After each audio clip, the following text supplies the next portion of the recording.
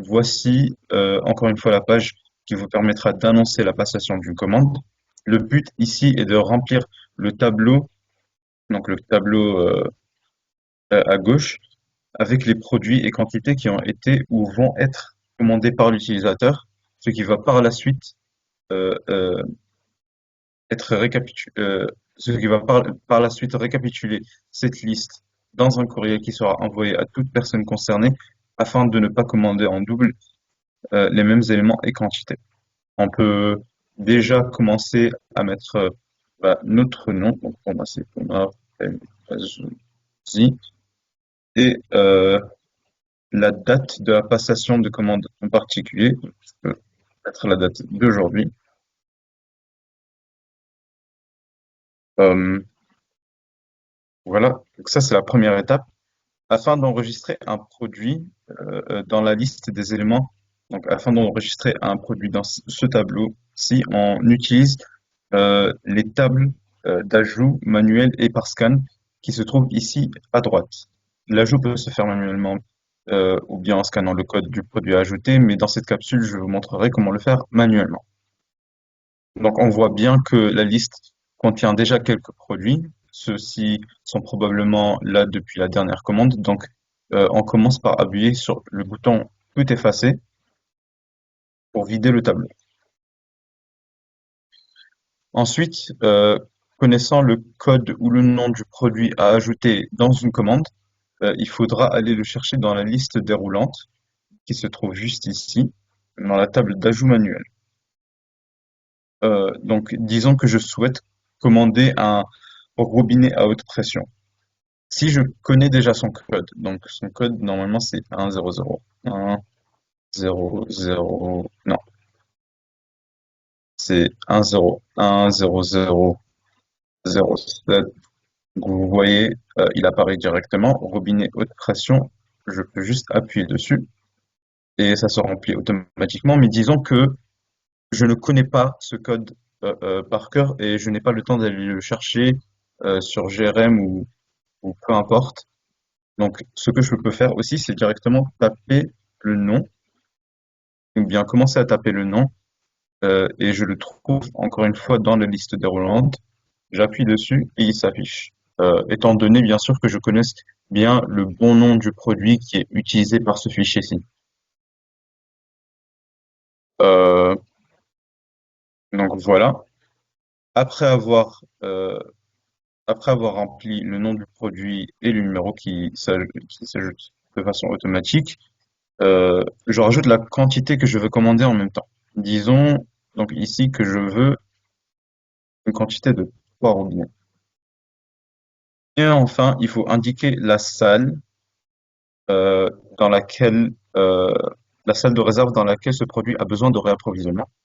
Donc, je peux choisir par exemple la salle A.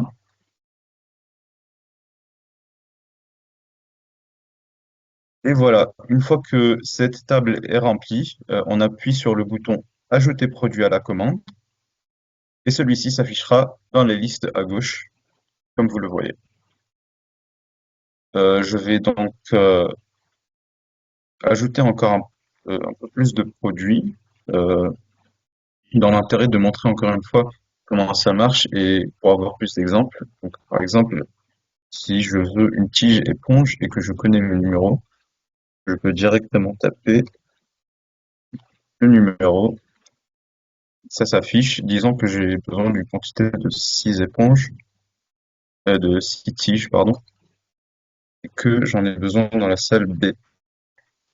Ça s'ajoute aussi à la commande. Et puis, le dernier produit que je vais ajouter, c'est une bande à pression.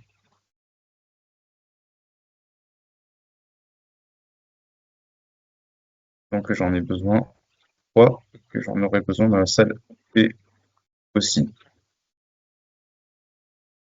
Donc voilà, pour cette commande, je décide donc euh, de placer un ordre sur ces 3 produits en même temps, euh, chacun avec la quantité dont j'ai besoin de réapprovisionner les réserves. Une fois, euh, après avoir une fois prêt à passer la commande, il faut transmettre l'information à tout le monde. Donc, on appuie sur le bouton Envoyer par courriel. Ça ouvre directement donc Microsoft Outlook. Voilà. Donc, comme vous le voyez ici en haut, on a bien tous les courriels des personnes qui ont été inscrits sur l'onglet lexique, que ce soit envoyé directement à ces courriels ou en CC. C'est des éléments que l'on a inscrits dans l'onglet lexique.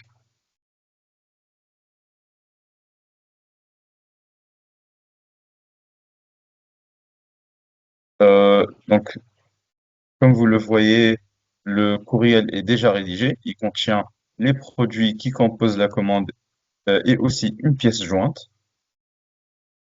Donc, si on ouvre cette pièce jointe, vous allez voir que ça indique exactement le même tableau de commande tel que nous avons rempli sur Excel. Et donc, toute personne concernée qui a la possibilité de passer des commandes pour le département d'hémodynamie aura toujours des courriels de toutes les commandes qui seront passées et pourra trouver de tels PDF dans sa boîte Outlook afin de garder une communication très claire entre toutes les parties prenantes. Donc voilà, merci beaucoup.